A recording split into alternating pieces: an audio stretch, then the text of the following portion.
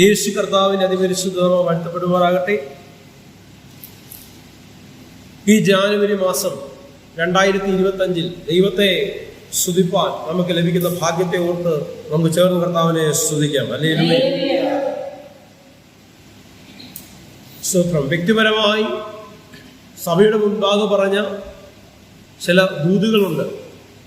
അതിൽ ഒന്ന് രണ്ട് എല്ലാ വിഷയങ്ങളും ഈ ക്യാമറയുടെ മുമ്പിൽ നിന്ന് സഭയുടെ മുമ്പിൽ കാണിക്കപ്പെടുന്ന ഈ മെസ്സേജിന് മുമ്പിൽ നിന്ന് പറയുവാൻ സാധിക്കുന്നതല്ല. എന്നാൽ ചില കാര്യങ്ങൾ ഒന്ന് തൊട്ടുപോകാൻ ആഗ്രഹിക്കുകയാണ്. 2025 എന്ന് പറയുന്നത് ഒരു ഭക്തനെ സംബന്ധിച്ചിടത്തോളം, യേശുക്രിസ്തു എന്ന വെളിപ്പാടിൽ നിറഞ്ഞവനെ സംബന്ധിച്ചിടത്തോളം, ദൈവം ആരാന്നുള്ള തിരിച്ചറിവുള്ളവനെ സംബന്ധിച്ചിടത്തോളം നന്മയുടെയും അനുഗ്രഹങ്ങളുടെയും വർഷമായിരിക്കും. എന്നാൽ ജഡത്തിൽ മാത്രം ഫോക്കസ് ചെയ്ത് ജീവിക്കുന്ന ഈ ലോകവാസികൾക്ക് ഈ ലോകത്തിൻ്റെതായ വിഷയങ്ങളിൽ മാത്രം ശ്രദ്ധ പതിപ്പിച്ച് ദൈവവിഷയങ്ങൾ പറയുമ്പോൾ പരിഹാസത്തോടെയും പുച്ഛത്തോടെയും കാണുന്നവരുടെ ജീവിതത്തിൽ നന്മയുടെ കാലമായിരിക്കുകയില്ല. നാളിതുവരെ കണ്ടിട്ടില്ലാത്ത ഒരുപാട് അവസ്ഥകളുടെ ഈ ലോകം കടന്നു പോകാൻ പോകുന്നു. ഈ 2025 നാളിതുവരെ കണ്ടിട്ടില്ലാത്ത പല പ്രതിസന്ധികളിലൂടെ കടന്നുപോകും. ഹല്ലേലൂയ. സ്വസ്ഥമെന്ന് നമ്മൾ ചിന്തിക്കുന്ന പല ദേശങ്ങളിലും ഇന്നുവരെ കണ്ടിട്ടില്ലാത്ത വിനാശകരമായ പലതും വെളിപ്പെടും. എന്തോ സംഭവിക്കാൻ പോകുന്നു.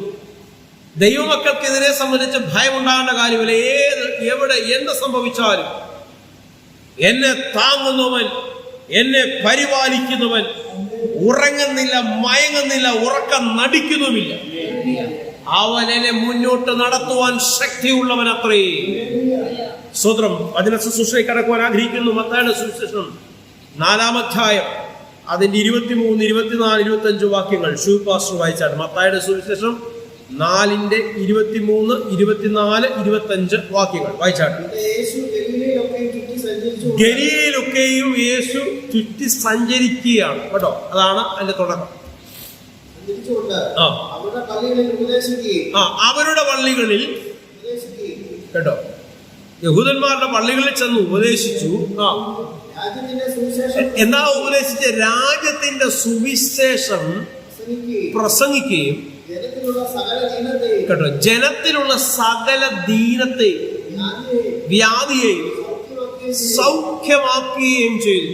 അപ്പൊ കർത്താവായ യേശുക്രിസ്തു എവിടെയുണ്ടോ, അല്ലെങ്കിൽ കർത്താവിന്റെ പ്രസൻസ് അത് വിശ്വസിക്കുന്നവരുടെ ജീവിതത്തിൽ സൗഖ്യവും വിടുതലും ഒക്കെ സംഭവിക്കും. കുറെ പേര് സൗഖ്യവും വിടുതലും പറഞ്ഞിറങ്ങിയിട്ടുണ്ട്. യേശു കർത്താവ് ചെന്നിടത്തെല്ലാം വിടുതലുണ്ടായി, അല്ലേ? ആർക്കാ വിടുതലുണ്ടായി? വിശ്വസിച്ച ജനത്തിന്റെ മേൽ. കർത്താവ് ജനോട് പറയും, നിന്റെ വിശ്വാസം പോലെ നിനക്ക് ഭവിക്കട്ടെ. അവരുടെ വിശ്വാസം കണ്ട്, അവരുടെ അതിഭയങ്കരമായ വിശ്വാസം കണ്ട് കർത്താവ് അത്ഭുതപ്പെട്ടു. ഹല്ലേലൂയ. അങ്ങനെ ഒരുപാട് ഭാഗങ്ങൾ നമുക്ക് ഈ സുവിശേഷങ്ങളിലൂടെ കണ്ടെത്താൻ കഴിയും. യഹൂദന്മാരോട് മാത്രമല്ല, സകല ജാതികളുടെയും കർത്താവ് ചെയ്ത പ്രവർത്തികൾ നോക്കുക. ഒരു വർഗത്തെയോ ഒരു ഗോത്രത്തെയോ ഒരു സമൂഹത്തെയോ മാറ്റി നിർത്തിയല്ല കർത്താവ് ശുശ്രൂഷിച്ചത്. ഹല്ലേലൂയ. കർത്താവ് ചെന്നിടത്തെല്ലാം അത്ഭുതങ്ങൾ നടന്നു. കർത്താവിന്റെ വരവിന് വേണ്ടി കൊതിയോടെ കാത്തിരുന്നവരുടെ ഒക്കെ ജീവിതത്തിൽ ഭയങ്കരമായ വിടുതലുകൾ ഉണ്ടായി. ബാക്കി വായിച്ചാൽ അവന്റെ ശ്രുതി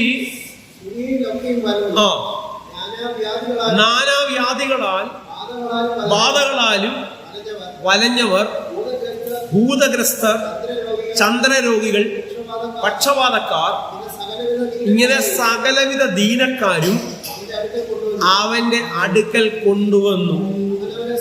അവൻ അവരെ സൗഖ്യമാക്കി.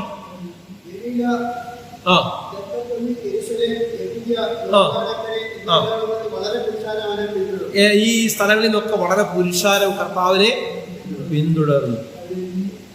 യേശുവിന്റെ അടുത്ത് രോഗി വന്നപ്പോൾ, അല്ലെങ്കിൽ സൗഖ്യമാക്കണേ തമ്പുരാനെ, അല്ലെങ്കിൽ എനിക്ക് വിടുതൽ വേണേ എന്ന് പറഞ്ഞ്, അല്ല ഇവനെ വിടുവിക്കണേ എന്ന് പറഞ്ഞ് പ്രാർത്ഥിക്കാൻ കൊണ്ടുവന്നപ്പോൾ നിന്റെ അപ്പനും അമ്മയും ചെയ്ത പാപങ്ങളുടെ പരിണിത ഫലമല്ല, നീ ചെയ്ത കൊള്ളരുതായ്മയുടെ പരിണിത ഫലമാണ് നീ ഇത് അനുഭവിക്കുന്നത് എന്നല്ല യേശു പറഞ്ഞത്. അങ്ങനെ ഒരിടത്തും പുതിയ ശുശ്രൂഷകരായിരിക്കുന്ന നിങ്ങൾക്കറിയാം, ഒരിടത്തും യേശു അങ്ങനെ ഒരു പ്രസ്താവന പറയുന്നില്ല. അവരുടെ ബന്ധനങ്ങളെ അഴിച്ചു. പഴയ നിയമ തത്വപ്രകാരം രോഗം വരുന്നത് എങ്ങനെയാണ്? പാപത്താൽ രോഗം, രോഗത്താൽ മരണം, അല്ലേ? പാപത്താൽ രോഗം, രോഗത്താൽ. അപ്പൊ ആ ഇടയിരിക്കുന്ന വിഷയങ്ങൾക്ക് ഘടകവിരുദ്ധമായ ഒരു സംഭവം നടക്കുകയാണ്. ഹല്ലേലൂയ. പഴയ നിയമ തത്വങ്ങൾക്ക് ഘടകവിരുദ്ധമായ ഒരു സംഭവം. യേശു കർത്താവിന്റെ അടുത്ത് സൗഖ്യത്തോട് കൊതിയോടെ ചെന്നവർക്കെല്ലാം വിടുതലുണ്ടാകുകയാണ്. അവൻ ചെയ്ത പ്രവൃത്തികൾ, ആ ശ്രുതി എല്ലായിടത്തും പരന്നു. ബന്ധിക്കപ്പെട്ടവർക്ക് സൗഖ്യമുണ്ടായി. സ്തോത്രം. മർക്കോസിന്റെ സുവിശേഷം 6-ാം അധ്യായം അതിന്റെ 1 മുതൽ 6 വരെയുള്ള വാക്യങ്ങളൊന്ന് വായിച്ചാണ്. മർക്കോസ് 6-ന്റെ 1 മുതൽ 6 വരെയുള്ള ഭാഗങ്ങൾ ഇവാഞ്ചലിസ്റ്റ് ജോസഫ് വായിക്കുന്നതായിരിക്കും. വായിച്ചാണ്. അവൻ അവിടെ നിന്ന് പുറപ്പെട്ടു. എവിടെ വന്നു? പിതൃ നഗരത്തിൽ വന്നു.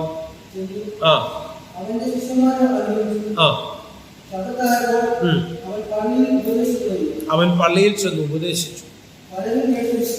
പലരും കേട്ട് വിസ്മയിച്ചു. ഇവ എവിടെ നിന്ന്? ഇവന്റെ കയ്യ നടക്കുന്ന ഈ വീര്യപ്രവൃത്തികളും എന്ത്? ഇവൻ കേട്ടോ, യേശു കർത്താവിനെ കുറിച്ച് ഒരു സർട്ടിഫിക്കറ്റ് അവിടെ നിൽക്കുന്നവർ. കാരണം താൻ ജനിച്ചു വളർന്ന തന്റെ പിതൃ നഗരത്തിലാണ് അവൻ ചെന്നിരിക്കുന്നത്. അവര് പറയുകയാണ്, എന്താ പറയുന്നത്? ഇവൻ മറിയയുടെ മകനും യാക്കോബ്, യോസെഫ്, യൂദ, ശീമോൻ എന്നിവരുടെ സഹോദരനും ആയ അച്ഛനല്ലയോ? ഇവർ യേശുക്രിസ്തുവിന്റെ ദൈവത്വത്തെയാണോ അറിഞ്ഞത്? കാത്തിരുന്ന മശീഹയെ പറ്റിയാണ് ഇവർ പറഞ്ഞത്? അല്ല, അവർക്കൊരറിവുണ്ട്, മുൻധാരണയുണ്ട്. ഇവൻ തച്ചനാണ്, ഇവനൊരു ആശാരിപ്പയ്യനാണ്. ഇവൻ ആശാരിപ്പണിയൊക്കെ ചെയ്ത് ജീവിക്കേണ്ട ചെറുക്കന് ഇപ്പം എന്താണ്ട് വലിയ വലിയ കാര്യങ്ങളൊക്കെ പറഞ്ഞു. എവിടെ നിന്നാണ് ഇവൻ ഇത്ര ജ്ഞാനം? ഇവൻ ആ മറിയുടെ മോനല്ലേ? ഇവന്റെ സഹോദരന്മാർ ഇവിടെ ഇല്ലേ? നമുക്കറിയാവുന്നതല്ലേ ഇവനെ? ഇവർ യേശു ക്രിസ്തു അല്ല യേശുവിന്റെ ദൈവത്വത്തെയാണോ മനസ്സിലാക്കിയത്? അല്ല, അവരതിനെയല്ല മനസ്സിലാക്കിയത്. ഹല്ലേലൂയ. യേശു ക്രിസ്തുവിന്റെ ദൈവത്വത്തിൽ ഇത്രയും അത്ഭുതങ്ങളും അടയാളങ്ങളും ചെയ്ത ഇവൻ മശീഹ ആയിരിക്കുമോ എന്നല്ല അവർ ചിന്തിച്ചത്.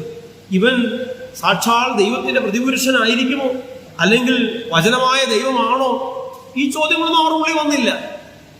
ആ ഉള്ളിൽ വരാത്തതിന്റെ കാരണം അവർ മുൻധാരണയോടെ, മുൻ കാഴ്ചപ്പാടോടെ എന്ത് ചെയ്യുവാണ്? യേശുവിനെ മനസ്സിലാക്കുകയാണ്. വായിച്ചാൽ ഇവന്റെ സഹോദരികളും ഇവിടെ നമ്മുടെ കൂടെ ഇല്ലയോ എന്ന് പറഞ്ഞ് അവങ്കിൽ നിടറിപ്പോയി.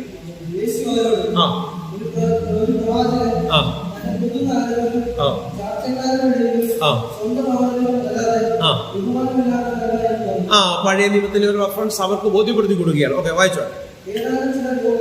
ഏതാനും ചില രോഗികളുടെ മേൽ കൈവച്ച് സൗഖ്യം വരുത്തിയതല്ലാതെ അവിടെ വീര്യപ്രവൃത്തി ഒന്നും ചെയ്യുവാൻ കഴിഞ്ഞില്ല. ഇതല്ലേ കാരണം? അവരുടെ അവിശ്വാസം ഹേതുവായിട്ടാണ് നമ്മളൊന്നും നടക്കാഞ്ഞത്. മത്തായിയുടെ സുവിശേഷം 4-ാം അധ്യായത്തിൽ അത്ഭുതങ്ങളും അടയാളങ്ങളും വീര്യപ്രവർത്തികളും യേശു കർത്താവിന്റെ കൈയാൽ നടന്നപ്പോൾ, മർക്കോസിന്റെ സുവിശേഷം 6-ാം അധ്യായത്തിൽ വന്നപ്പോൾ അതിലെ അത്ഭുതങ്ങൾ നിന്നുപോയി.